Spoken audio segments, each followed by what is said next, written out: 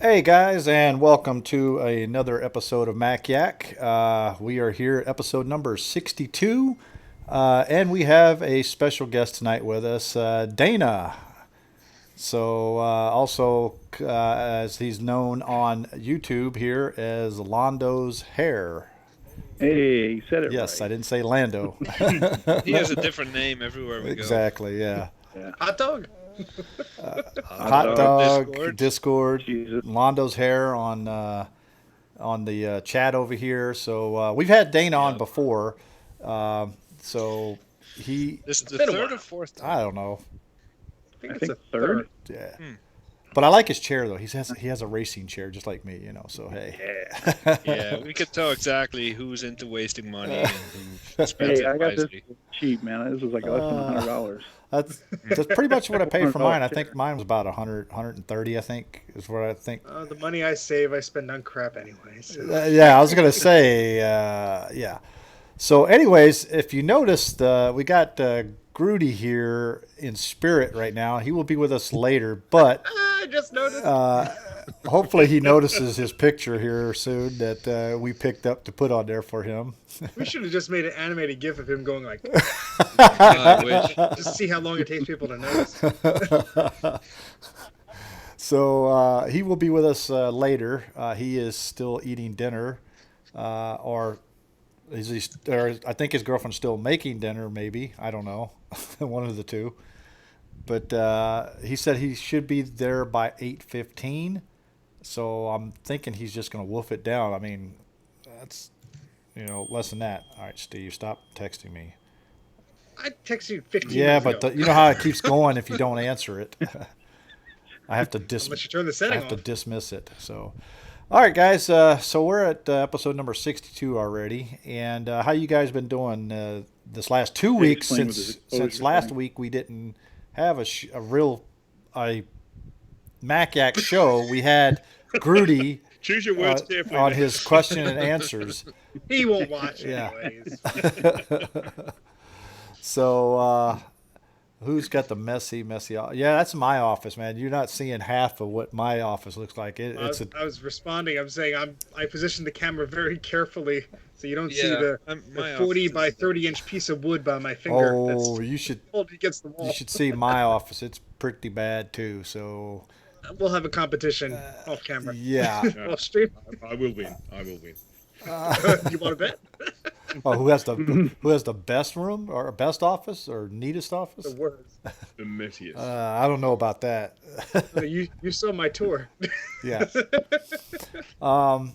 But anyways, so we were gone for 2 weeks. So because last week I got called, or I got scheduled to work when I'm not supposed to on Thursday nights, and I tried to get the schedule changed several times, and never happened. So I ended up having to work. Therefore, nobody here can actually has the bandwidth to stream, except for me. Well, I think Steve does, but I think Steve probably was do, busy too. that night or something. But I got the bandwidth. I just didn't feel like it. see, I took a night off. I told my wife we're going out to dinner. What about Mac Yak? There's no Mac Yak. And the So, wives rejoice. yep, they do. but she's in the chat though, probably right now. So No, right now she's. Grudy finally noticed. he just not noticed. You a-hole. Hey, you could thank Jay for that one there, Grudy, because he's the one that sent it to me. Love you, Spread bud. the love. Hey, when you're not here, we do things like that. See? Yep. That's why I don't miss an episode. No, It's the fear that keeps us all here. that's right. The fear that binds us. Yep. So yeah, we're not looking at an empty chair there. That's not us. So, anyways, guys, so Oh, we got Sarah. some Yeah. pretty good topics tonight. In order for us to keep this under an hour and a half, like we're trying to shoot for now, we're going to go ahead and I guess we could jump into our first topic, which is basically. Hold on a second. Let me pull this up. Are we now? No, is to, yeah.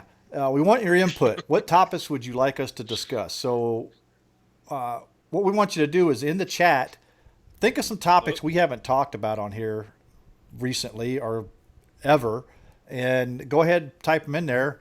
And Bruce is going to write them down. He's our secretary. So He's been demoted. yeah, Office manager, please. there we go. The office manager. Senior office manager of writing complaints. There we go. So Manager of Secretarial Services. we still have some Senior. topics that we haven't talked about yet that you guys came up with. I think we're going to pick one or two of them tonight. I'm not sure. I'm just now looking at. Oh, don't worry, we'll forget by We the probably end. will, or we won't get to them because we'll be talking so long like we normally do, and so that won't work. Who is gone? Where's Jay? I am gone. I am starting my dinner right now. He's halfway down the road. See, Grudy, people can be on Mac Yak and eat dinner at the same Shane has time. class. He eats on stream. That's right. So he's actually here. All right. So first thing we're talking about is news and announcements. This is something new we're starting to. We're putting the news and announcements up front. So the first thing we got is Max with ARM coming in the first half of 2021. There's a link here. I'll copy and paste it in the unless somebody else wants to do it before I get to it. I'll do it. Nope, I got it. Ha ha ha. I see what But let's go ahead and discuss this a little bit because I really don't see Max unless coming out with ARM processors unless they just want to like kill off the Mac. It doesn't make It sense. doesn't at all. For the laptop line, it makes more sense compatibility-wise to stick with Intel. I think Yes, they're underpowered, they're older, but for the desktop line, they should move to ARM or AMD. To, AMD. well, there is rumor. Well, there's actually hints of that in the code of some of the beta software of OS 10 where they are seeing AMD stuff in there. So that I believe is more plausible than going to ARM. And they've been talking about going to ARM for how many years now? Yeah, but does AMD make any laptop? I know nothing about AMD. Do they make laptop CPUs that are good? I think their biggest focus these days has been like those Threadripper machines, The Ryzen. 6-core, those Ryzen. No, chips. it's not 6-core. You're talking about like 24 core. Well, you know what I mean. Crazy amount, numbers, words, things, whatever. So Zach says AMD does make solid laptop chips. So apparently they do. I think that didn't Apple already experiment putting like an ARM chip on one of either the MacBook board or one of those boards to handle security or something like that? Well, not the T2 I was gonna say chip. that's the There T2 was chip. Oh, wait, is it the T2 chip? Or is there something? I mean, I don't know anything about the modern machines, so I'm just like, I thought. Yeah, they that's already why did he something. said 6-core. Six cores blow Steve's mind because he's working with 16 megahertz. Hey! Don't knock it till you tried it. he doesn't know what gigahertz I'll is. recap it. I'll never try. But yeah, I don't find a lot of faith in this rumor. I mean, it's Mac rumors first of all, so I've read a lot of stuff on there, and a lot of stuff doesn't come to fruition. So They're just a news site. They report what they hear, and some of the sources are more reliable than others. And Apple's a very secretive company. They could come out with something that they're about to launch, and all of a sudden their plans change and they pull it. So I think that I can see this happening. I don't know if now would be the perfect time to do it. I don't think they're struggling in any way for their machines that are like underpowered or anything. I think if this was the PowerPC era and we were getting delays of like 3 gigahertz G5 chips and stuff like that, and it was rumored to be AMD that they were switching to, I would believe it a little bit more. I just don't know. I've heard this rumor so many times for so many years, and I'm not seeing it unless there was something that was like, I don't know, so compelling that they had to. I would honestly think the first change they would make is maybe to an option on a Pro machine, like Jay was saying. I think that's where it would make the most sense. well, it does, and I agree with you because to be honest with you, I think the Mac Pro with the Xeon processors, they've reached a limit on the Intel processors. The Intel just has no place to go. The AMDs are just expanding right and left, and they're blowing Intel out of the water. So I really don't see why or what's going to hurt Macs or Apple from moving from Intel to AMD because they already are embracing their GPUs, the AMD GPUs. So Why not go? I know we're only 10 minutes in, but I want to go off topic already. Uh, Do you think Apple will be forever done with dual CPU machines? Have we seen the last dual CPU machine with our classic Mac Pros? that's I a don't good know. question. Because with the if they go the Threadripper routes, I mean, those things have like 60. I mean, it's almost nine. I think there's one that has 96 cores or something like that, or 90. It goes 96 Yeah. threads or something like that. But then at some point you get to where one of those processors isn't going to be enough, so they'll add a second one. So we'll be right back where we are, or were at the end of the classic Mac Pro Yeah, era. I agree with you, Dan. I think that's why they were going to duals, because ever since the late G4 models, they were slapping in extra processors because they couldn't get a single core that was fast enough. Yep. So I totally could see them doing like an AMD or whatever it's called, a new Mac Pro, and they'll charge an arm and a leg for it because it'll be super fast, and then they'll charge you an arm and a leg for it, so you pay for all the R&D and the software transition and all the crap that they had to do for it. That's the way that they do it. I could totally foresee that. I don't see it being like, we're switching from Intel to AMD. No, I think a Mac is going to be what Apple has always said. It's a piece of hardware. The consumer doesn't have to know all the specs in it. They're going to buy it for the software and the ease of use. And yeah, maybe the AMD is just for the professional line for a while, but Okay. Well, just I'm reading the thought- chat here because Brock is my inside source on all this stuff, and he goes AMD 7 nanometer CPU and GPUs, and he also says AMD 64 core, 128 thread, 128 PCIe 4.0 slots is what that, I guess, the new. that's a lot. That's supposedly what the new Mac Pro is going to be coming out with. I wouldn't mind one of those. I don't think any of us wouldn't mind one of those. No. What about the stuff that we used to have in? For example, I just worked on an LC2 that has a socket for, some kind of coprocessor thingy, and there's coprocessor cards. And do you think Apple's ever going to go back to No. that? Like, hey, just slap in a second No, it's all CPU or built something? in. Yeah, I think Oh. because it's all built Yeah. in, like Dana was Well, saying. you got to remember too, Jay, is back in the Steve Jobs days, he hated upgradability or expandability, and that's kind of Yeah, but flowed. he Well, did. I know he's dead, but it's kind of flowed over into. If you look at like some of the newer systems, especially the MacBook Pros.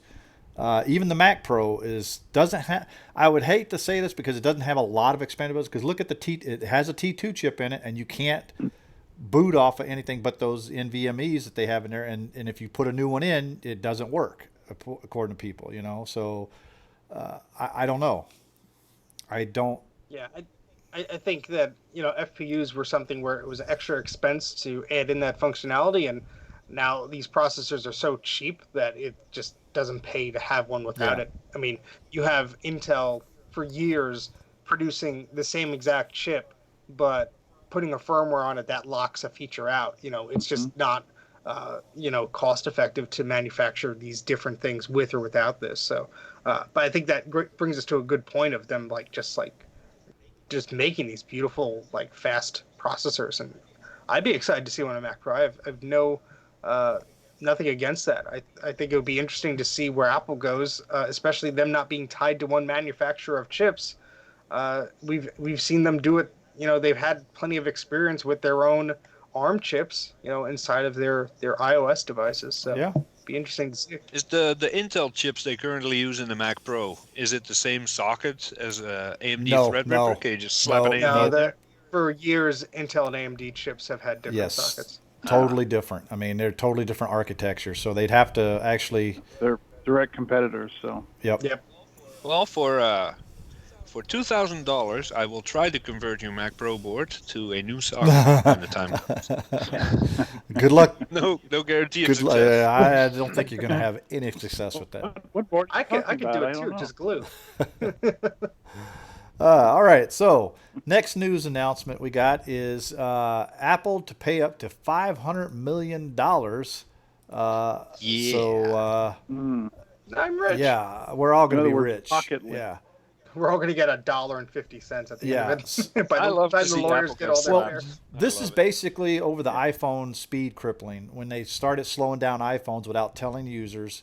Oh, yeah. So I think it's like I want to say it's like a $10 or whatever, $5. I think it's like, yeah, $20 Yeah. or something each. But I haven't even signed up to get it because it's probably going to cost me more pain and time to do it than to actually collect $20.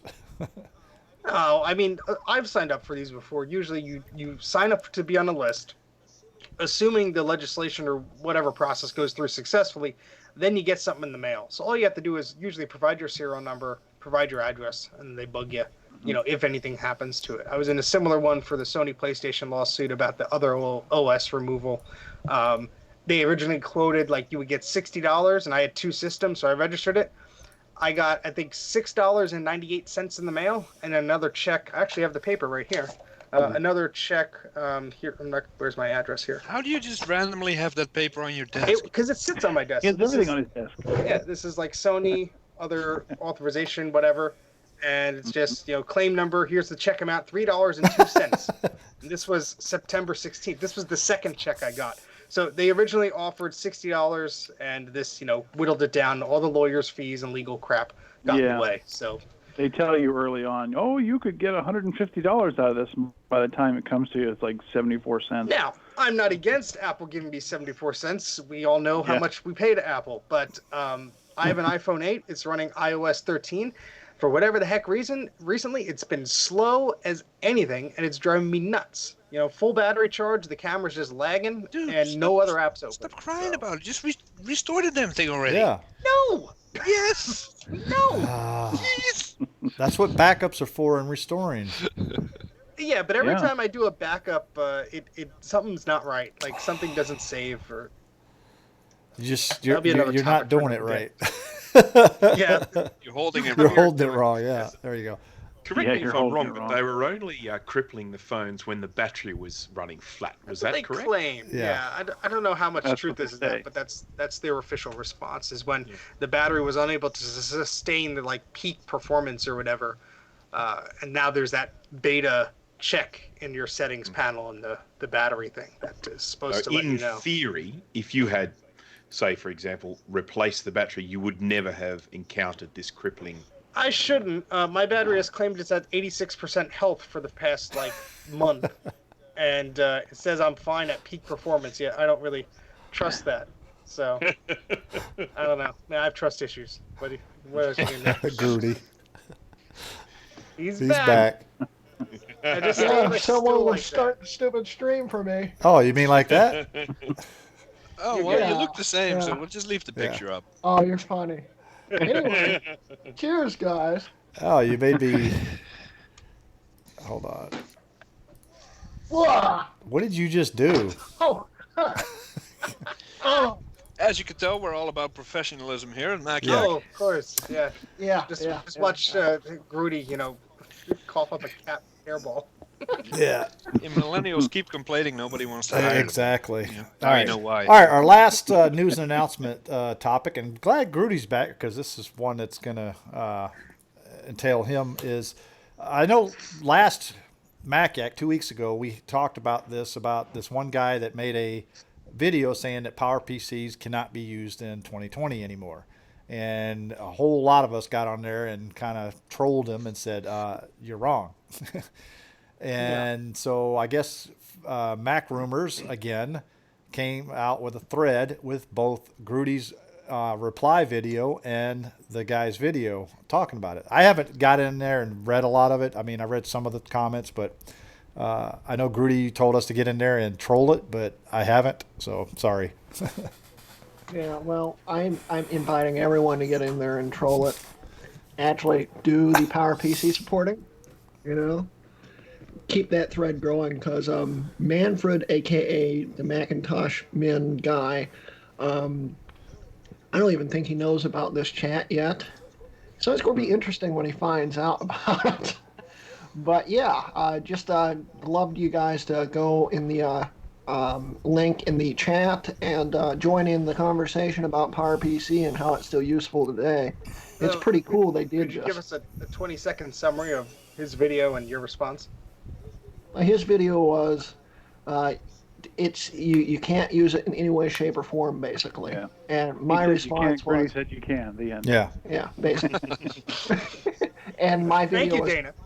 my video was 3 times longer and has so far had almost 4 times the views on it. So, Well, I think you do. Well, actually, does he have more subs than you, or no, he's got half Oh, the subs I okay. do, I think.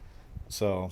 Yeah, well, that would explain some of that. Well, I'm not Yeah. one of his current subs because I refused to sub to it after that video. So I was like, yeah. I think I even gave him a thumbs down, but don't give us a thumbs down, guys. I know. He Darn. seems to. No, I I'm mean, watching. it's of course it's his opinion and blah blah Yeah. blah. Fine, but I think he should have been more clear. Says, hey, for me, this is Yeah. no good.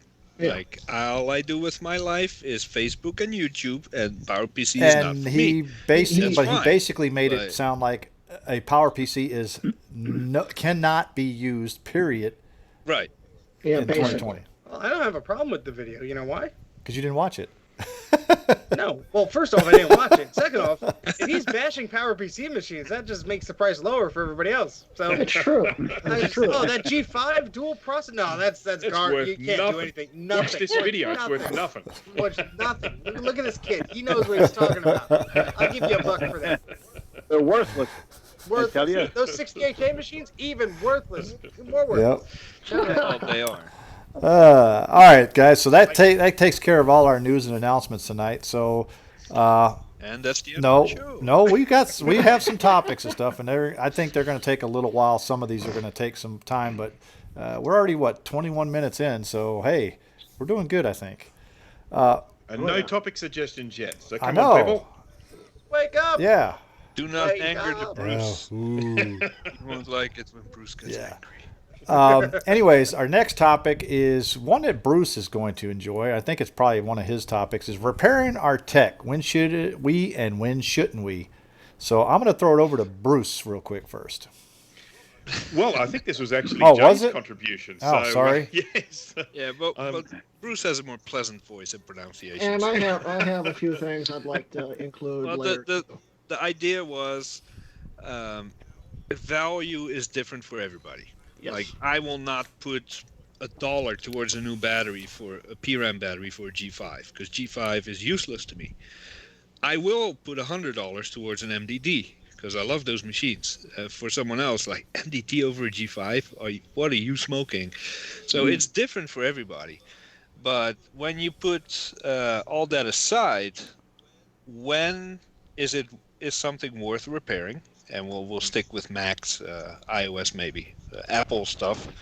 And when does even the most hardcore collector or recapper, or when do they give up? And I get a knock on my door, so I'll be right back. I mean, I can give some classic examples of where this sort of regularly happens with me, because there are a lot of times when people are sending me computers for recapping or repairs, and one of the classics is the classic.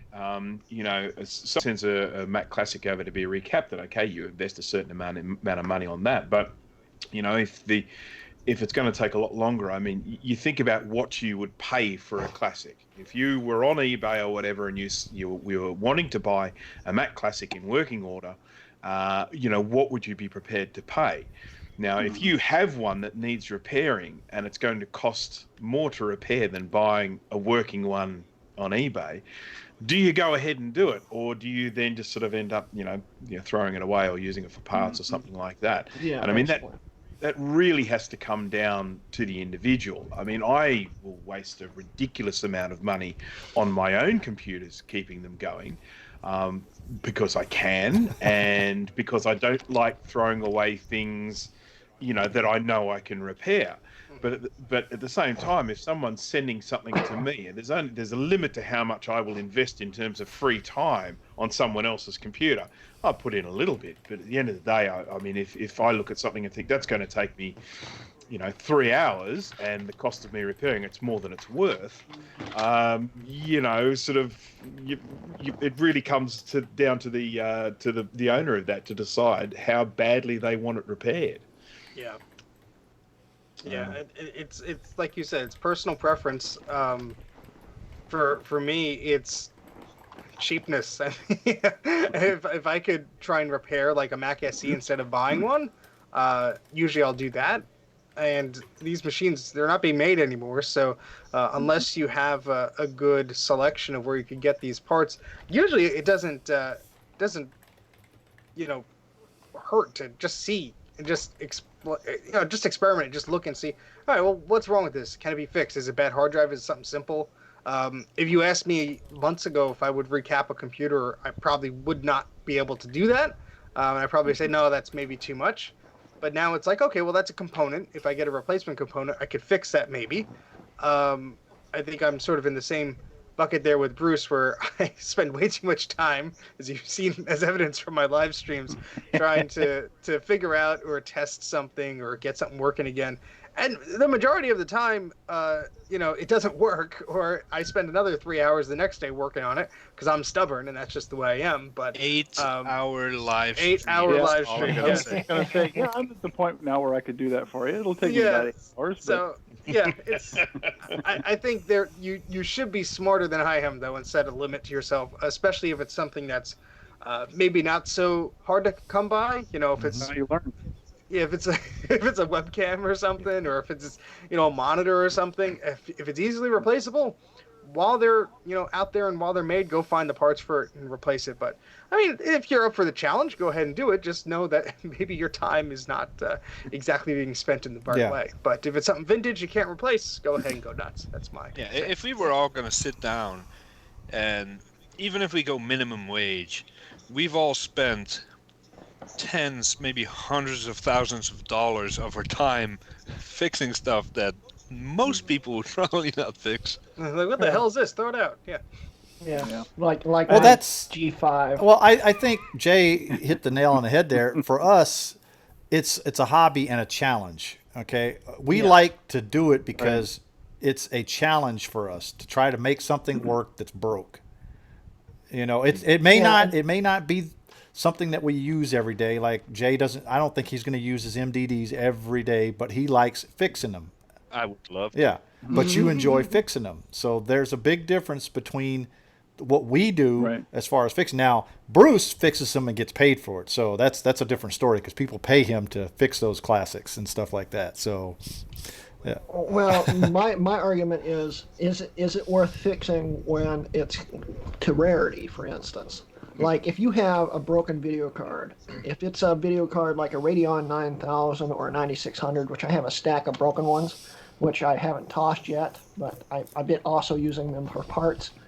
They're worthless. They mass produce those things. But for instance, I've got a small stack of TI 4600s that are basically very valuable in the collector's market because they made so few of them.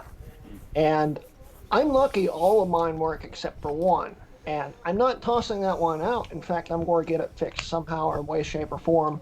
And as long as it costs less than it would to buy one brand new, it's worth fixing. Yeah. Great. It's gonna take up space in my basement. Maybe. But see, the other thing is, of maybe. course, when you repair something yourself, you now know its repair history effectively. So if you've got a computer that's maybe needs to recapping, or it needs cleaning, or you need to replace the caps in the power supply or the logic board, you get that done. You now know that's been done. You now know that has had a clean and service, and that's going to last you theoretically another decade or two before it's going to need anything done to it. So there's definite value in that. When you're buying something off eBay where someone posts a photo of the thing working and it's like, hey, look, this is great, it's working. No, you don't need to do anything. You don't know that until you get it home. Until you've opened it up and had a look, the thing could be an absolute disaster inside that might only work for another day. Yeah. I actually had a situation just recently where someone bought a working Mac Portable with backlight, and it worked for about I think about an hour all up before it just stopped. Needs recapping, of course. It's normal for those. But there's a computer that was purchased as working and even demonstratable as working, but then stopped working an hour later and hasn't worked again since. So, and obviously needs recapping. Yeah. Well, that's, for instance, this iPod here. This thing had a broken screen on it. And I actually bought a new screen off of Amazon. I found one for cheap, and I fixed it. But I did it because I never owned one of these classic ones like this, so I wanted to make it work, and now it works. Now I need to replace the battery because the battery won't hold a charge. So I think Rudy has a 7 kilowatt battery that wouldn't fit in his. With a couple of dinks in it. yeah, Yeah, a little bit of a ding. Yeah. but yeah, I think that the general challenge is, at least for me, is I could usually pick up something that's either known broken or suspected broken for a lower price, and that sort of intrigues me of, oh hey, can I fix it? Can I play around with it? Because a lot of the stuff I pick up I couldn't afford when it was new, Right. or I find something that's unusual. So like I have this little mini disc player I came across not too long ago, and what's nice about this is it looks to be in pretty good condition.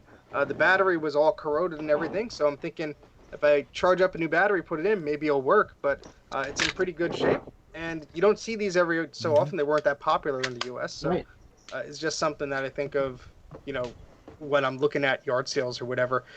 As long as you're not investing too much up front with the idea of, I could definitely fix that. You never want to assume you could open up a compact Mac and the battery would already be exploded everywhere, and it's like, what do you do with? To clarify for our non-U.S. viewers, how he says that they were not popular. They were popular in other countries, but they weren't in the U.S. at all. That's why. In fact, I didn't know they existed until they were in the clearance bin because they just discontinued them. Yeah. And my whole That's the house and the radio station I worked at, and everybody ran on mini disc. Yeah. So Well, see, that's exactly the thing. You may think something's rare. You may think something is unobtainable, and then Bruce over there has a stack of 50 of them because the people are just throwing them out left and right. It's all Yeah. about your location Exactly. and the market it was available in. now, expanding on this, do you think that those with the skills to repair stuff, or even no skills, you know how to operate a screwdriver, you can open something up, use alcohol to clean something off. Do you think that people have a responsibility, even in my example, or in my case, for example, if I see a G5 that I can fix, should I fix it to keep it out of a landfill, even if I don't particularly like G5s? Well, yeah, because someone else can get enjoyment out of it if it's If fixed. someone can use it, I think absolutely. I think Yeah. I definitely think that keeping as much stuff out of landfill as possible. If someone is going to get some use and some pleasure from it, then yeah. I mean, You know how many Emacs I've rescued because of that mantra? You gotta Yeah. toss it out. What's more, one more Emac? and your wife is probably going to kill you if you get one more, right? I love you, sweetie. Don't kill me, please. They're just so big, though. I know. Heavy. In fact, I my just got rid of my one. G3 is sitting in the and- closet right now. I don't have room to put it anywhere. The G2s Yeah. are babies compared to the freaking Emacs. Jeez. Jay was talking about he just got rid of one. It was mine, and he gave it to Dana. Yeah. Yeah. Took too Yeah. long to pick it up, buddy. Now, Dana, you have a new stand that is suitable in size for your Emac. Do you want to pan over to the stand real quick, Oh, or do you want to save that for later on? well, you want to do it now? Sure. Sure. Yeah. Sure. Real quick. Yeah, It's a perfect stand, isn't it? This is the new iMac. All I see is He'll get to it. that's not a stand. That's a God, it's table. so big. Yeah, exactly. You can put 2 Emacs on that. That's a table. Sassy. Tell us what we're looking at. This is an Apple Network Server 700. Ooh, it's pretty. It was Apple's attempt to enter the high-end server market in 1996. Wow. And Did it work? Apparently No, they not, weren't. because they didn't market it very well because they didn't know how to market it and stores didn't know how to sell it. So there's all your drive bays. These are all SCSI drive bays. If I can hold the camera still here. Oh boy. CD-ROM, there's a floppy disk, and there's one 4 gig drive in here. The rest of them are all empty. But This one, it's got the security key, obviously. One on the back as well. You got a little LCD display here. Mine's kind of hanging loose in there. I need to fix it. Power supply is down in the bottom. There we go. This one is a 700, so you could have a redundant power supply on the right. The main is on the left, but this one didn't come with it. It was an option. Mm-hmm. So Dana, you had the moral responsibility that said, "Damn my savings! I have to rescue this." It took me 20 years to find one within my budget. And, as soon as I saw It is it, a sexy looking machine, though. It is. Well, that's like your X-Serves there, right, Jay? Yes. And the funny thing is, when you think Probably. about it, Apple had redundancy on that, but they didn't have it until the Intel Xserves for Xserves. G5 had the last last version of one did? G5. Yep. I didn't know that. Had redundant power Here, supplies? bear with me a second. Need to watch my videos, bro. I do. I didn't pay Uh-huh. attention to that part. Well, that's because you didn't watch it. Camera. Turn it around. Dana lost his camera again. No, I turned it off so I can turn this thing around. Oh, okay. Hopefully it comes back on. You know what's funny? And put me I'm in going to for be that. all about the whole off-topic thing tonight while Dana fixes this thing. That was, what, 1996? Yeah. Yeah. Option for a redundant power supply. Yeah. Yeah. Xserve, option for a redundant power supply. Even the G4 turned out to have a redundant power supply option. Now, the new Mac Pro, rack mount, No. you still only have one power supply. No redundancy whatsoever. I don't even know why they bothered putting a rack mount on it. By the way, Jay, did you ever do a video on that redundant G4 power supply? Nope, it's project number 8423 on the list. Good. Can you make that project number 1 since I still pay you a bunch on Patreon to see stuff like that? No. You gotta up your tier, bro. All right. Jay's adding a $1,000 a month tier right now. Yeah, right? So now, coming back to the same topic now, when should we let a piece of tech go? When it's a G5 and when it's Corroded like the board. I don't know. I still like my G5 because Yeah. I game on it.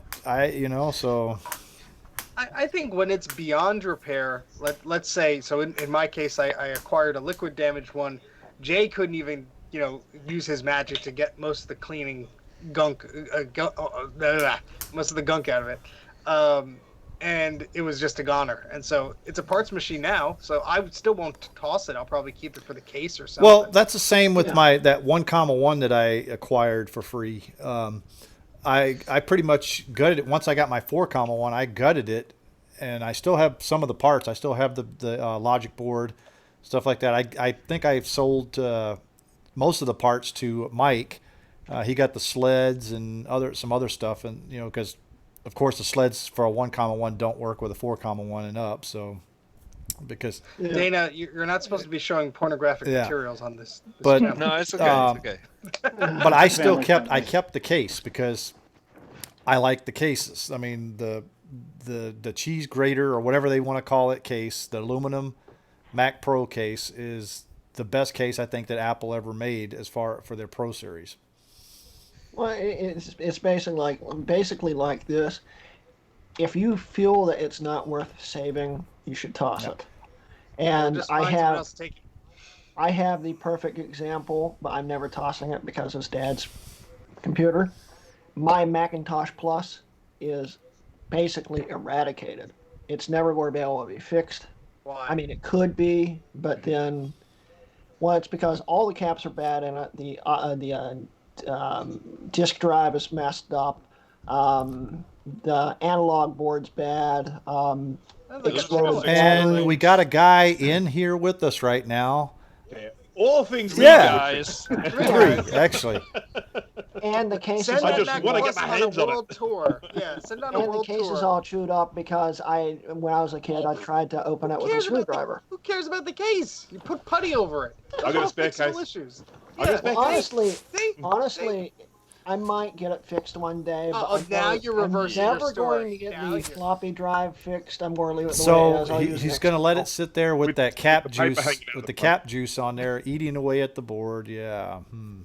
Greg, you want to meet halfway? I mean, come on, let's just drive out somewhere. Well, there's also times where you just can't see a way out anymore. To get from your door to the desk takes about 10 minutes because of all the crap you got stacked up. And I have Stop peeking at done my office. purges. Like I've done.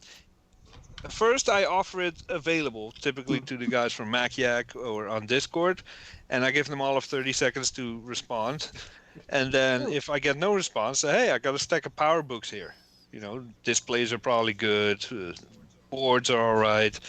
But I'm I usually just the have guy so that buys many all of them. that. Yeah, you buy a lot of crap. You got a problem, sir. Yeah. And there's like, who wants this? And nobody says anything. I rescuing walk them, outside and I toss it all in the dumpster. I have about a full dumpster a year full of parts and machines and stuff that I just Okay, need to so make space. here's the question, Jay. Do you end up having purge regret? No, Okay. So because I'm so fed up with the mess at that point, I will toss my cat if he's in the way. Yeah, Well- but like a year or two later, do you ever start going, oh, No, but fuck? I do not toss good stuff like you do or did in the past. Like I did, yeah. I know you're filled with regrets. I didn't throw them away. I Well, gave Ken, them away. But I know That's Ken good. said he regrets throwing or putting some stuff out for recycle. The PowerBook Duo. I only Like I'll be regret- ready. I'll be ready here. I made space for when Dana gets tired of that server and he throws it my way. I made space for it. literally Better throws make it at you, space and killing stop you them. in the process. Yeah, Better that's make So I one- just one of my recent streams, I had a Macintosh 2VX that came in that had battery leakage and everything. Some of you might have seen it, and that one after I'd cleaned it, pretty much every surface mount solder joint had corroded away, and so I spent maybe 2-3 hours, soldering them up. As many as I could find, and it still doesn't work. And at a certain point with that, you have to say to yourself, is it worth spending any more time on this for a Macintosh 2VX? Now, if it was a Quadra 840AV, For 840AV, I would have kept going. Yeah. that's my curse for the longest time. That's probably, but yeah, my regret is when I didn't know any better, I had a Mac Plus and a Mac SE that I did not know what was wrong with them. One had issues with the screen. I think one had garbled screen, and one didn't have anything on the screen. And one had burn-in, actually. Yeah, Happy Mac burned in right in the screen. And I gave them away for $1 each. I had them posted on Craigslist. Nobody wanted them for $10 each. I reduced it to $1. I got an email right away. And I took a picture of them, and then they're gone. So hopefully someone's having a good time with them. Yep. And you painted your SE too. Yes, that's not my decision, sir. Yep. I will rectify that hopefully tomorrow morning. Yep. Is that enough light, Jay? Yes, it's so sexy. So It is clean. nice. Oh, And when Dana just got that machine, he sent me a picture, or us, or on Facebook, I don't remember. And that thing was so freaking clean. And he didn't it even is touch it yet. absolutely clean. No, I took the battery out. That's all I did. I mean, it looks like it just come off the factory line yesterday. Wow. Rudy, Caps are immaculate. Mint. No corrosion whatsoever. It's mint. Hey, Yeah, that's the difference between mint and what you get, Grudy. Now this is the upgrade CPU card. Am I in the frame here? Yes, you Yeah. are. I have the original card that came with it. It was 150 megahertz 604. This is a 200 megahertz 604. And here's your cache card. 1 meg of level 2 cache. I have 80 megs of RAM installed. That's what it came with. A whole 80 megs. Woo. Yeah. It'll go I think it was on Discord one night. Dana, Steve, and I were looking into part numbers. Or no, I sent you a data sheet for that thing, and you found a part number for a dual CPU tray. And I think we spent Yeah. 2 hours browsing the web at 3 a.m. trying to look. Hey, for that Sounds card. hey, right. Grudy. Find out that was planned. They never actually. Mike said, "Get off your damn phone." Millennials. Anyways, guys, so I think that kind of covers the topic of repairing. I think we've pretty much hit every little part of that we can think of there. So let's go ahead and move on to our next topic, which is kind of part of this, but and this is one of Jay's, I think, that he came up with: uninstalling software. Do you just drag it to the app to the trash and be done with it?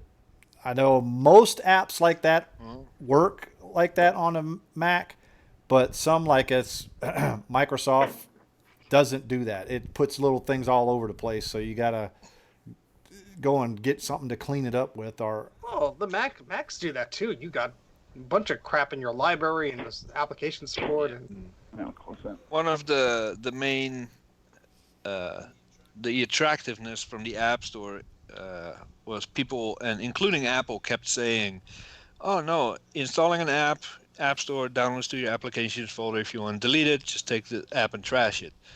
And that's never been true, because every application leaves preference files, application support files, and there are some applications like Adobe. Adobe has, as long as I can remember, for at least all the CS products, included an uninstaller, which is pretty thorough. But most applications don't include an uninstaller. Even if you want to uninstall, back in the day, Adobe Flash Player, you had to go to a website, read a whole list of requirements, download a file, but a lot of people don't even make uninstallers for their own software. So how do you go about it? You have to go through the file system bit by bit and find the. I used to use an app. I should actually just purchase the darn thing because it's only $12.95. It's called App Zapper. I don't know if anybody has used that. The undisputed king of uninstalling. And I just put the link in the chat there. And I've never had an issue with it that, because as Jay's saying, like Adobe and those apps leave stuff behind. So what's problematic is, let's say you're trying to upgrade or something gets corrupt on your install, and let's say I have to uninstall Photoshop. Well, if I try and reinstall it from the installer is going to go, hey, that secret file that we hid in application support is still there. So I'm assuming the entire application's still here, and you're like, what the heck are you talking about? The damn app is no longer in the folder. Yeah. And so you need something like App Zapper. I don't know if there's a free version of it. There might be, but for $12, I've been using it for years. I might as well just buy the darn thing. App Zapper has been, I think it was Power. It was.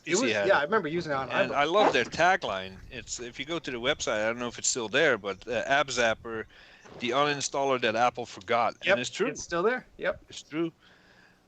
I'm actually probably going to buy it right now.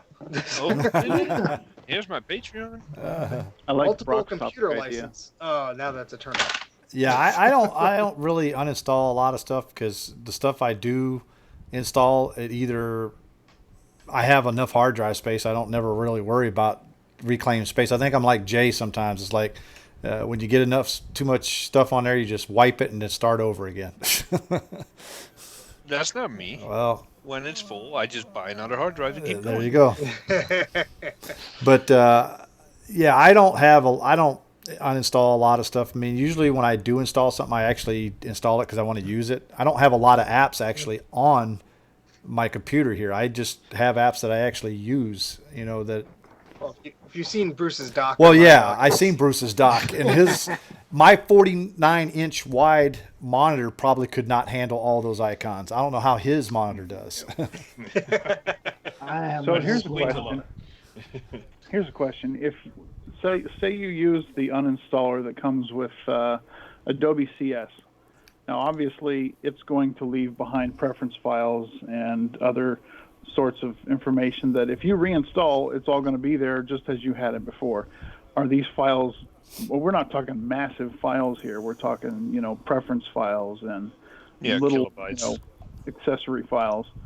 The main bulk of the files get deleted, and that's usually what I'm after. If I'm not using it and I want to save the space on the drive, then it doesn't matter to me so much. Plus, if I go and install it again or install a new version, it's going to go to those old files and say, here's where all your mirror palettes go, and here's where your window preferences are, and your certain Well, it's settings. an option Adobe gives you when you run the uninstaller. It says delete preferences, yes or no. Right. Mm-hmm. And I never do. Like I uninstalled CS2, or I've had them all, so I got all the preferences still.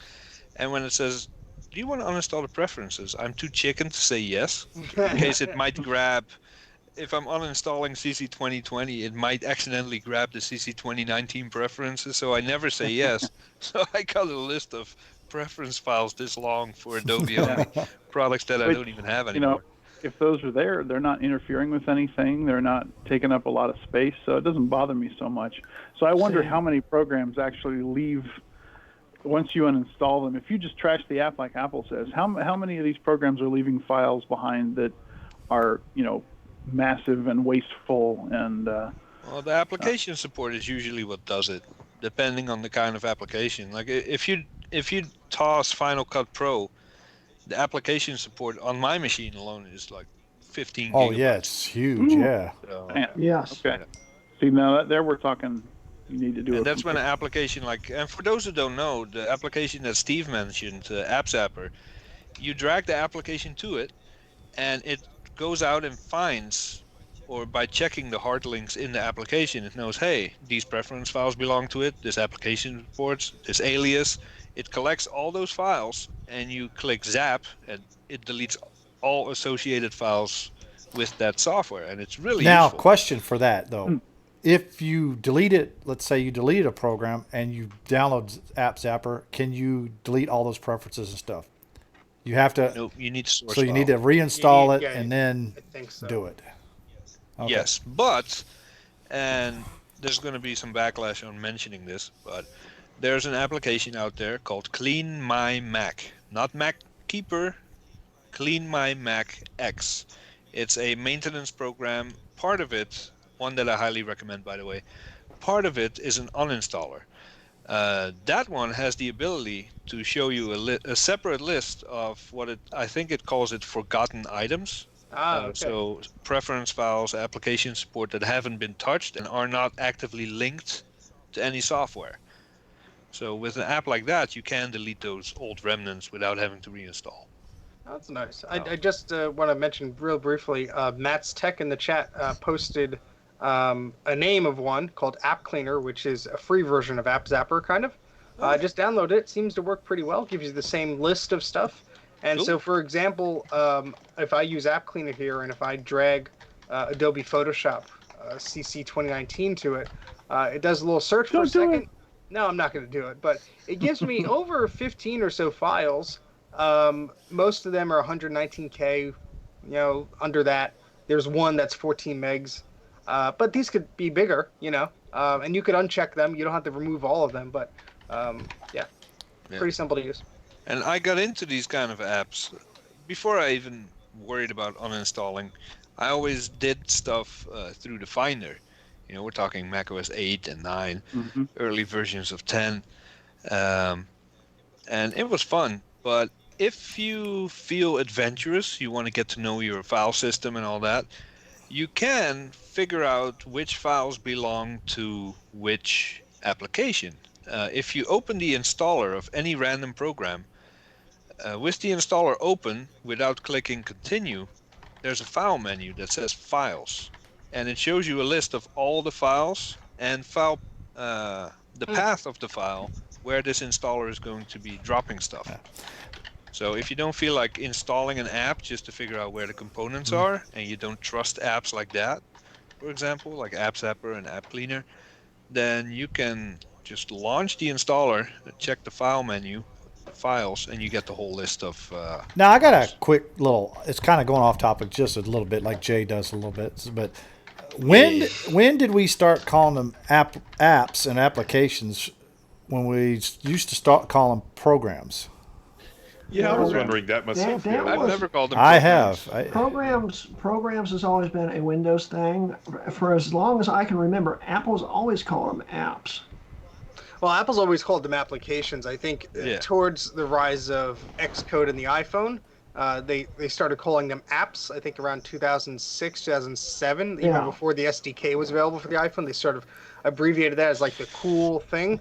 But I always associated programs with Windows because it was program files was the folder name, Yeah. and on the Mac it was always. I don't think there was a default applications folder for a while, but early on I always made a default applications folder and just stuck them all in there. But Yeah. I mean, deleting the old applications, usually it was just the application, maybe an extension, maybe a preference file. That was pretty much it. But OS 10 has a bunch of directories. Well, and things the behind reason it, why so I'm it's asking harder to because do so. even Windows now calls them apps. I mean, anything in Windows Yeah. or any. Of course they do.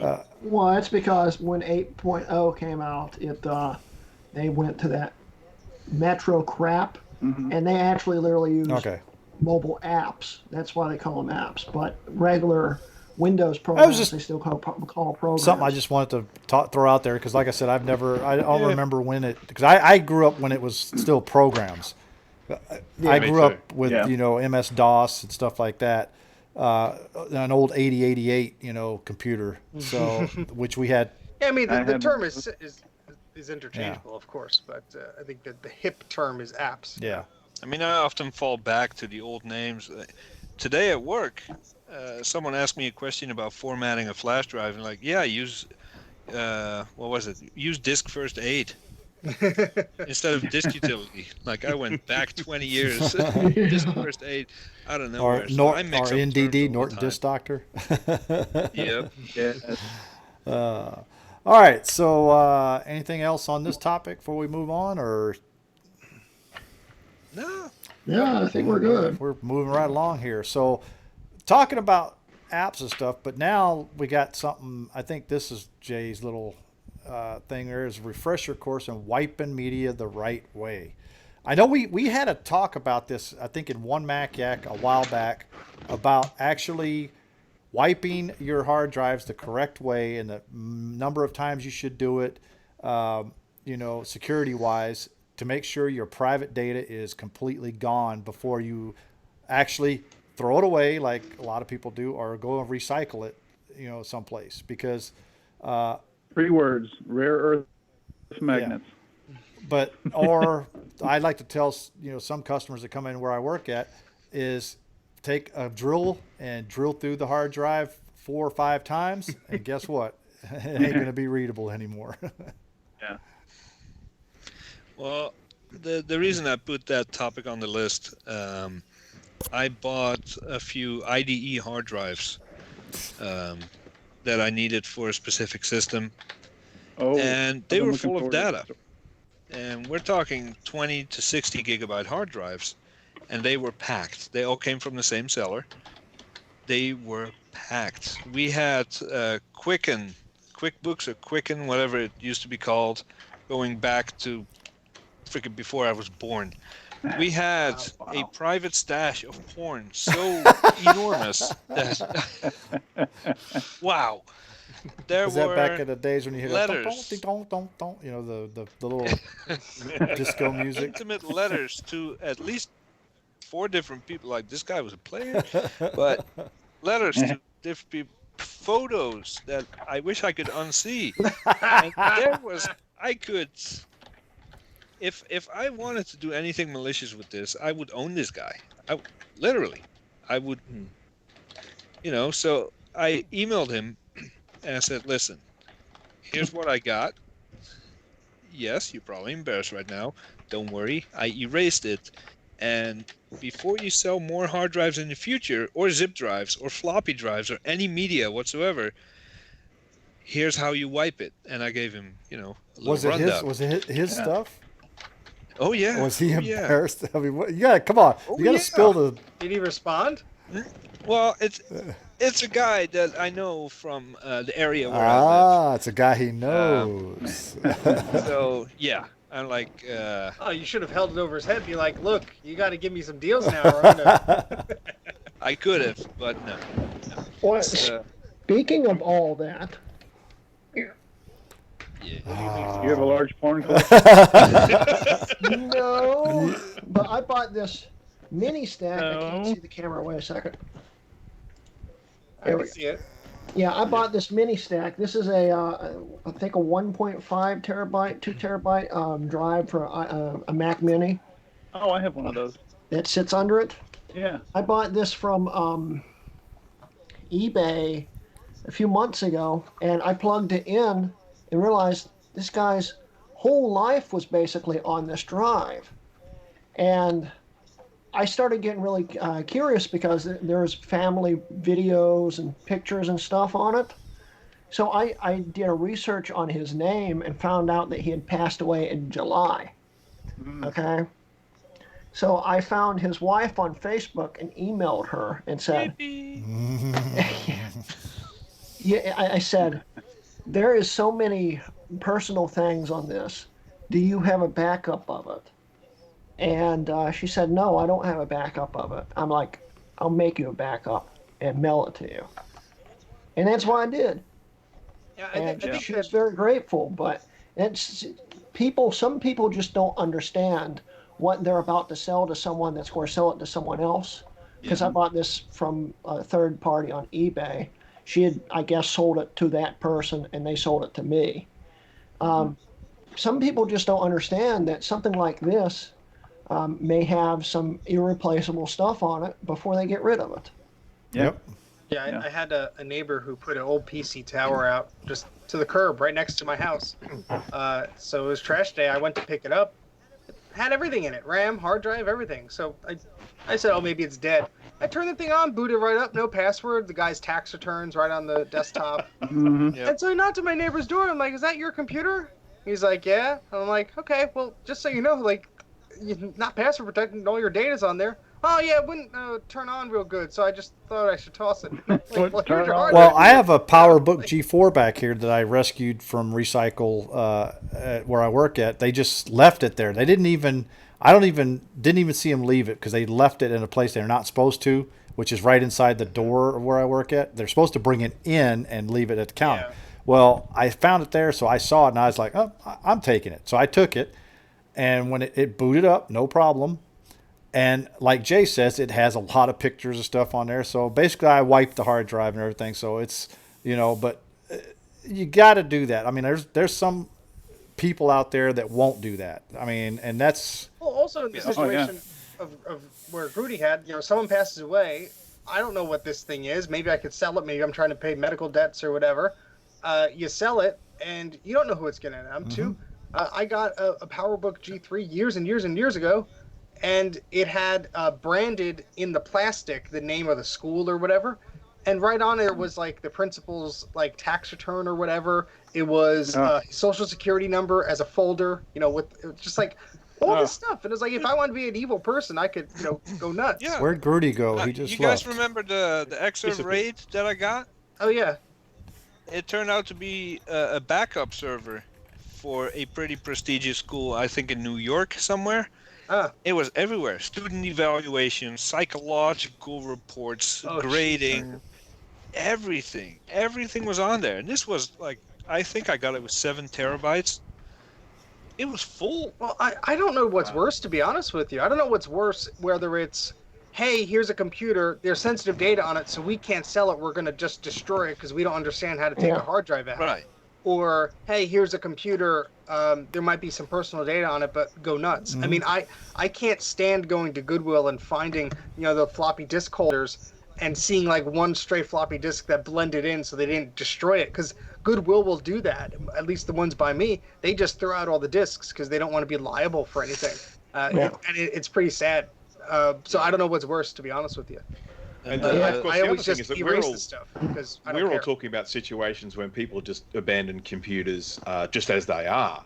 Now, obviously, I know that our viewers will be, we'll all be tech savvy enough to know that even when you erase a computer, you only essentially erase the directory of that the hard drive and not the data itself. The directory is the part that says this part of the drive is free and this part of the drive has data on it, and it just directs to all that. And when you're formatting a hard drive, all it's doing is just essentially telling that directory that anywhere on the drive is ready to be written on, but all of that data is still there.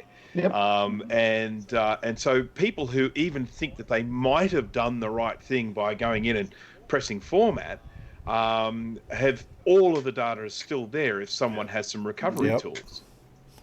Yeah, even if I have an old drive that's small, I don't have a use for it anymore, I'll hold on to it. I'm not going to Now, But the zip drive I got a few years ago, I found a good deal for a USB zip drive with 100 zip disks. Damn yeah. I think I paid $40-50 for it. I get the box, I check, 100 zip drives. 2 of them failed. They wouldn't read. But I assume they had the same content. 100 drives. 100 megabytes each, kilobytes free space. They were crammed, full with Britney Spears, all of it. And I do the same. I messaged the guy, said, "Listen, I got your whole Britney Spears porn collection here. I'll wipe it because I need the discs for other stuff. Here's how you do it." And I send those be more emails or careful. messages out Yeah. at least 20 times a year. Yeah. But what do you do when? I mean, I'm no saint. I'm gonna wipe it. I'm not gonna sell it on the black market or anything. But you're going to tell us about it. You're stupid enough to send me your stuff, or stupid or uninformed enough to send me a hard drive full of your stuff. I'm gonna browse. I'm gonna browse. I want to see what you got. Oh, there might be And then I'll software wipe on it. there or some goodies, you know. Yeah, but what do you do? And this is a Well, 1 second.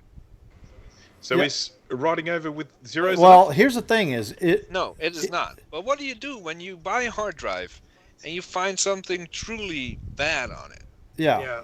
Do you? Yeah, I would say Yeah. if you found something that, like, say, for instance, someone was plotting a murder, or if they went through it and they said, "Yeah, I did this" or whatever, I would probably turn that into the police. Then you have Let them you have to turn, even though you're like, damn it, I paid money for this hardware, I want to keep it, but you got to do the right thing and you got to turn it in. I Yeah. mean, or you make a copy of all the data Yeah. at least, but they're going to want the original drive because that's where they're Yeah. going to get their forensics from. Yeah, I think Right. all of us are pretty level-minded. I think if you Yeah. see something that's horrible like that, or a trafficking situation or something involving children or whatever, you have a moral obligation to at least say, okay, look, FYI, I inherited this. I don't know what to do with it. Good luck, with your investigation Yeah. or whatever. Right. Thankfully, I've never had a situation where that's been something I've had to do. Same here. And a lot of the drives I get are dead anyway, so. I've had it Difference twice. between getting Oh, a geez. drive from somebody who is just stupid and gave you information that they shouldn't have, Yeah, and getting a drive from somebody who's done something illegal and criminal or Yeah. worse. yeah, there's a big So, difference. So Jay, tell Yeah. me what you did So- with the two you said you found. You said it happened twice. Yes. Well, I called local police. They typically don't really know what to do with it, so they will patch you through to some tech department that does, or some regional office that deals with this stuff on a larger scale. And they always say the same thing: power it down. Do not touch it anymore. Because every file you move, every time you access it, the logs, the metadata, all that stuff gets shuffled around. They never want a copy. They always want the original, because they have a forensic software that can lock the hard drive in place data-wise and copy bit for bit whatever's on there. They can make a forensic clone of it if they Yep. need to. And both times, it took a few weeks. I always got it back, securely wiped, and I Nice. got it back. But yeah, if you stumble upon a situation like this, my opinion, report it. Make sure that you have any transaction details handy, so you can prove it's not yours. You want to cover your ass, of course. Like, here's a hard drive full of human trafficking information. Have fun. No, they're going to question you. Yeah. So make sure that you cover your own ass. Have But receipts yeah. and all the other stuff showing that, yes, I bought it from Well, this person. That's the thing, sometimes you find it on the street, or you get it just for free, or you pay cash. You're not going to have a receipt, and I'm sure Yeah. the recycler who gives you 100 drives doesn't want the police questioning them either. True. And then Yeah. you'll never get anything from that recycler again. They're going to be like, no, we don't want you around no more. Yep. But Or that's when they the start other way drilling the hard around, drives. you have a hard drive to sell. How do you? That's what I was getting ready to get to. That's Is yes, I wanted to ask well, that question. there's a Well- very good tool built into Mac OS. It's called Yes, Disk there is. Utility, and it does have secure wipe on it. If you go in there, it takes forever for it to do it. Sure to wipe twice, kids. Huh? And yeah, and if it's a PC, you just use dband. I think that's what it's called. It's been a while since I've used it, and it's the same thing But basically. we're not talking It will, about PCs here. I know, but that's another way to wipe a. What are you doing, Jay? It's a He's I back was kidding looking you. scratcher. for stuff, and I found my little back scratcher. It's so awesome to have this back again. But So yeah, sorry, Joe. it's just real quick. It basically boots it up into like a DOS program, and you can set it up to wipe the drive that way too. It does the same thing. Well, I mean, So one of the things that I wanted to ask was, as we know, we've got within Disk Utility, there's the option when you erase it to write, rows of zeros or something like Yeah. that. I think that's what it does, and you have the option to do it once or twice or 3 times, or I think you can do it like 10 times or something, just writing over and over and over it. And obviously, every time it writes over it, it makes it harder and harder to recover the data. Now, my question is, if we're just talking about selling a computer to someone, to what lengths do you need to go? I mean, okay, it's different if you're covering your tracks of some crime and it's just going to be forensically analysed by the FBI or something like that. But if you're just talking about getting a hard drive that you're selling to someone on eBay, really, how far do you need to go to make sure that drive is completely erased? It depends on the person and the information, but Yep. if you're going to do a traditional wipe, modern hard drives, zeroing it out once is more than enough. No Yeah. one's going to recover anything unless it's some forensic lab, and even they're going to struggle. yeah. Now, the older the hard drive gets, the more wipes you need to do. So if I have a modern 10 terabytes Seagate, a single zero wipe is enough. If we're talking about a 20-year-old Maxtor 40 gigabytes or 6 gigabytes, whatever, you need to do several wipes. The reason being is that the GRU or the data lanes on the platter, they used to be wider. So the read-write head kind of bounces around in that track, if you visualize it. So if you do a single wipe, you might leave pieces unwiped. So the older the hardware, the more wipes Yeah. you need. You can also go just encrypt your hard drive and then wipe it. Yeah. That will garble up all the data and wipe the encryption keys, and you're done. But you can go as extreme as you want to go. Now, really. on the opposite side of that, if you're not going to sell, let's say you have a hard drive fail on you, okay, and you can't Smashed it. Well, crap hold out. on. That's what I was getting at. Hold on. But if it fails on you and you cannot securely wipe it, then the next best thing is to drill holes through the platter, several holes through it, all the way through the hard drive, because you don't want to just throw a hard drive away just because it doesn't work. Because guess what? The data's still on those platters. Just because the hard drive Yep. can't read it, they can take. There are Yeah. tools out there that can take that hard drive platter and read it. Right. The failure was mechanical. It wasn't due to the Exactly. media itself, most likely. Exactly. Yeah.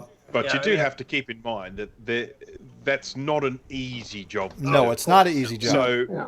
you have to think about the motivation of someone who would potentially be doing that. Okay, again, if you've got a drive with criminal stuff on it or something like that, or something that is going to pay off for someone to go through that sort of recovery process.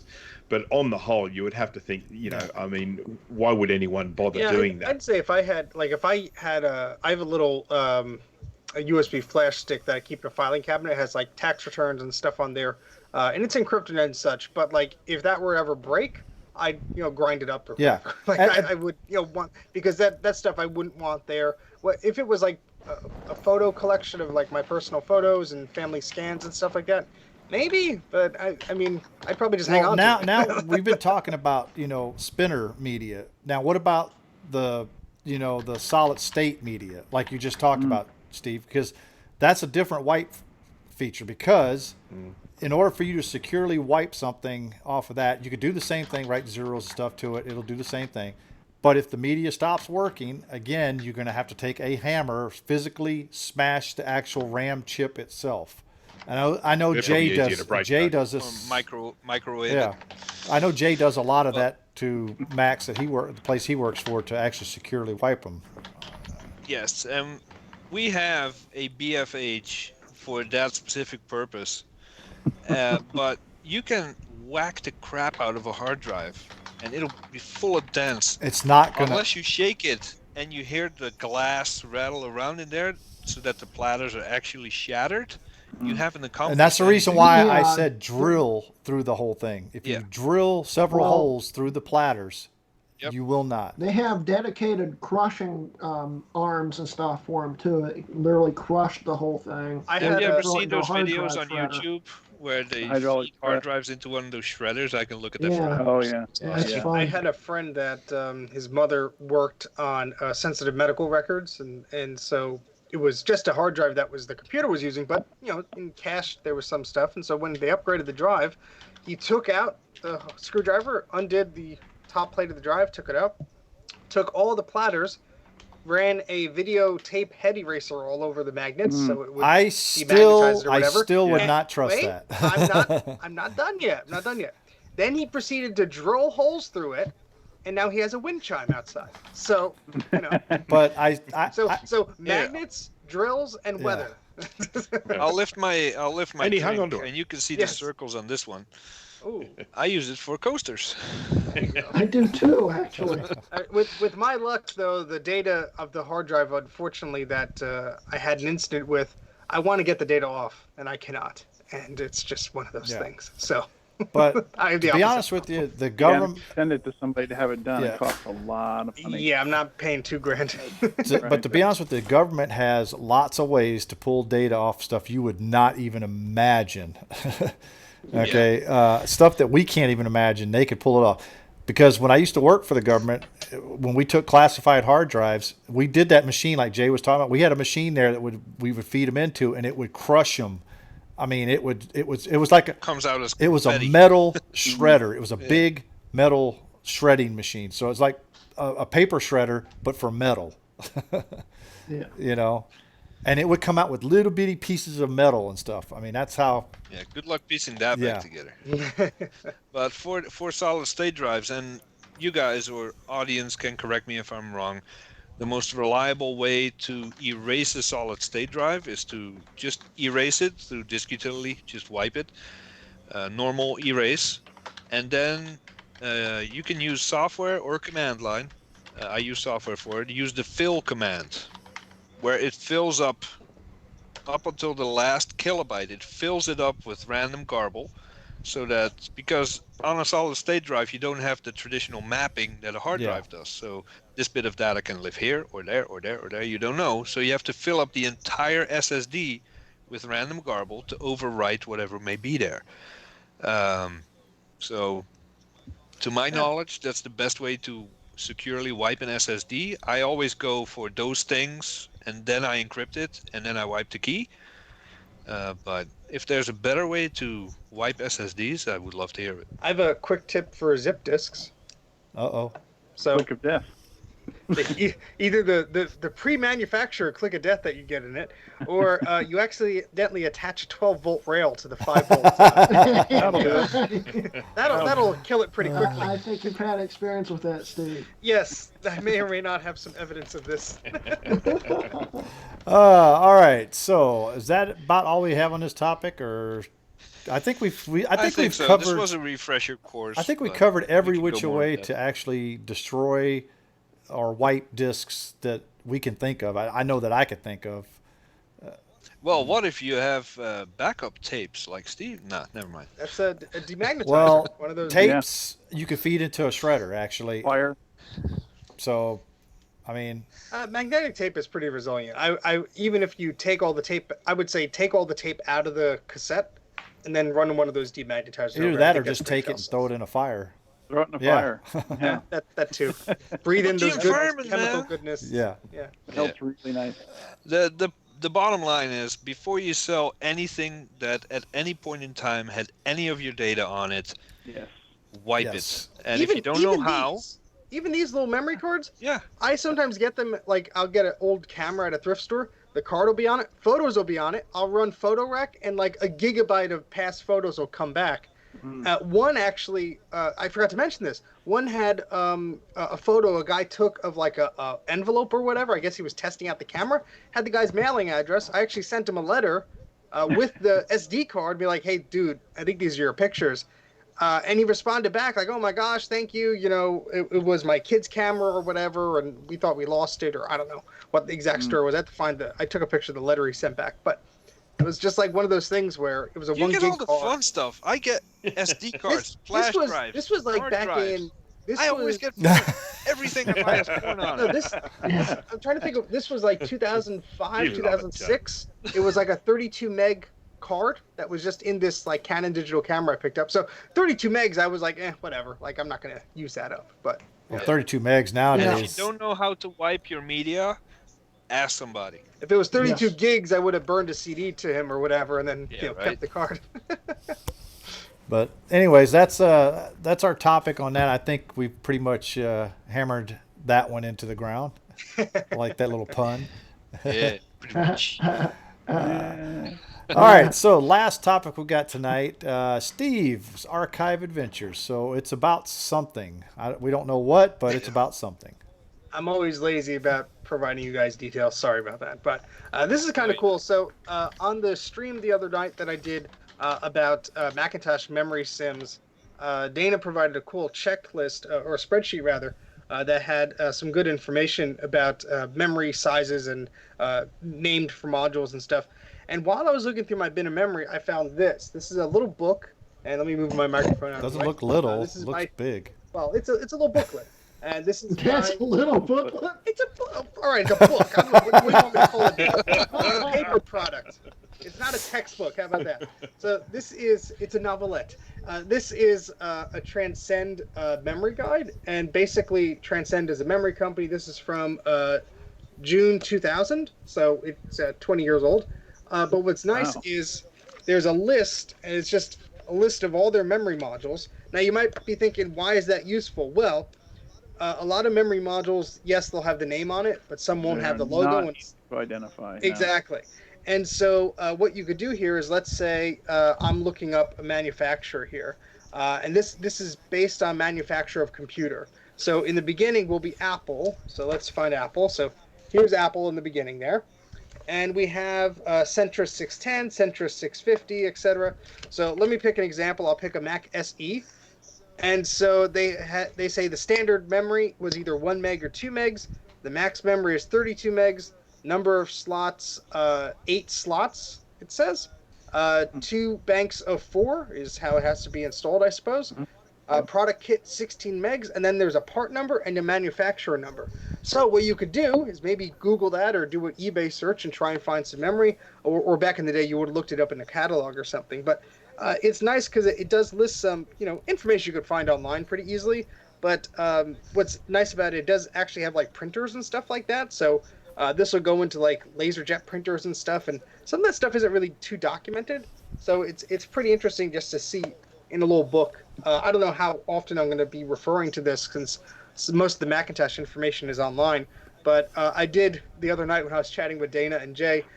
There's a sim memory paragraph, maybe like this big, and there were just like a half a dozen part numbers for memory, and I'm like, let me search eBay, see if any of these come up. Of course, none of them did, otherwise I would have bought them. Yeah. But you never know. So it's just a cool little book that came with a bunch of memory I got a while ago. So just thought that was interesting to share. I don't think I could scan it because it's how many pages is this? It's 148 Show some pages. dedication. Come on. That's yeah. If I break the spine and then feed it into an automatic document feeder, maybe. But Oh, so would be you're not going to scan it? He's one of those handheld. Ah, Ant-Man. you want to scan it, Greg? I'll send it to you. no. That's your job, man. You're the archiver. Yeah, well, I have my limits. Oh, okay. And that's one of your limits, right? He performs best when there's a time crunch on Ah, Yes. okay. There's a heavy weight on my shoulders, and I need my money. All right, guys. So we're pretty much almost to the end of the show here. We're gonna go with some shameless self-promotion now. We'll start off with Bruce up there. You want to tell us what you've been up to? Oh, I get first go. Oh, Yeah. awesome. I've got a couple of videos in production at the moment, a couple of YouTube vids. I've got one which is going to be a Macintosh portable tear down and recapping. So I'm going to start be working on that this weekend. I'm also doing a video on recapping old Apple CD-ROM drives and floppy drives. So, as one of the things that I sort of mentioned in one of my recent streams is that, it's bad enough that we have to go in and recap the power supplies and the analog boards and the logic boards and that sort of thing. But now we're also finding that the manual inject floppy drives need recapping. And the old caddy loading CD-ROM drives on the old Macs, they need recapping as well. How do you feel about that, Steve? Oh, Jay, you could just handle some of those for me, right? Yeah, as Popping long as you caps all pay. around.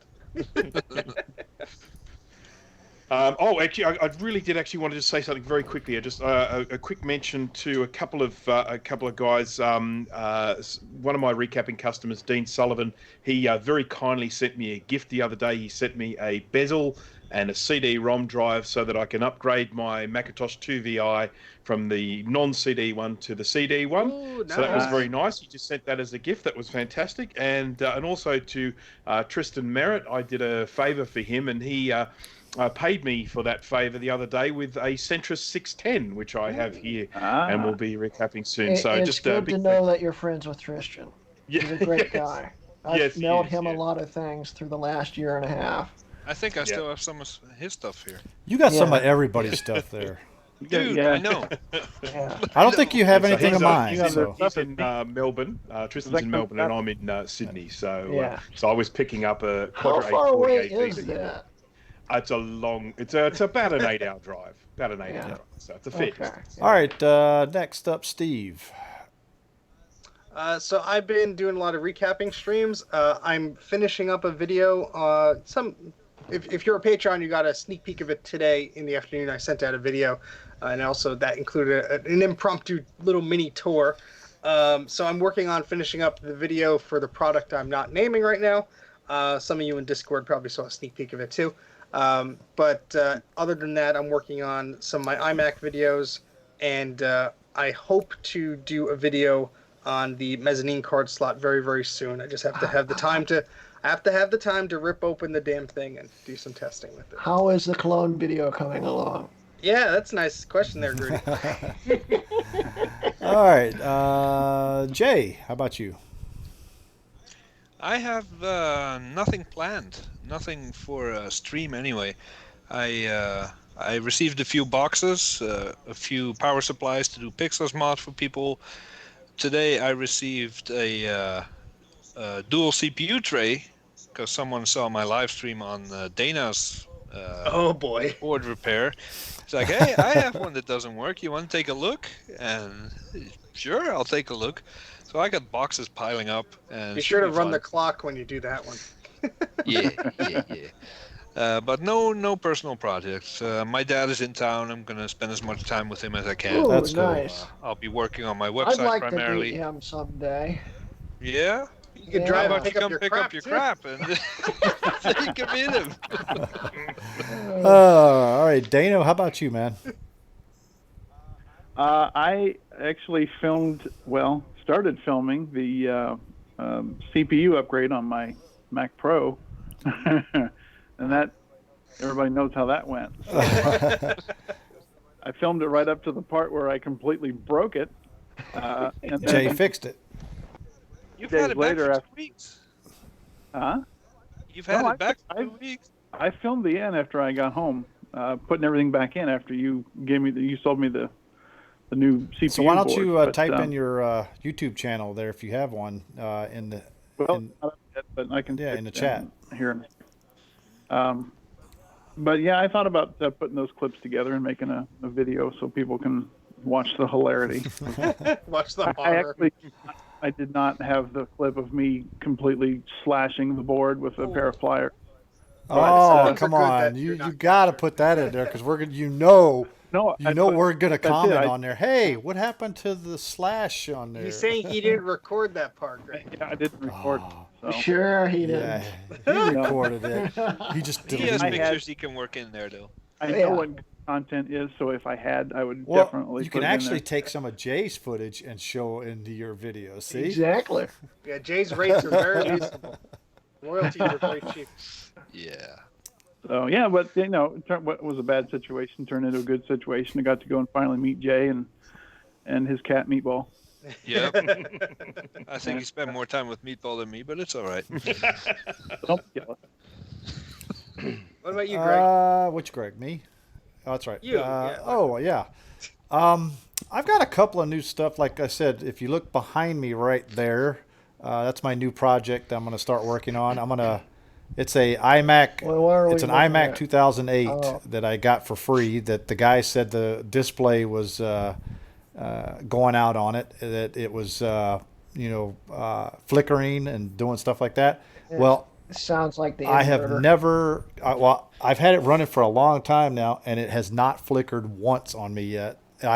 It might be a loose connection. I may have, when I took it apart and put it back together, I may have fixed it then.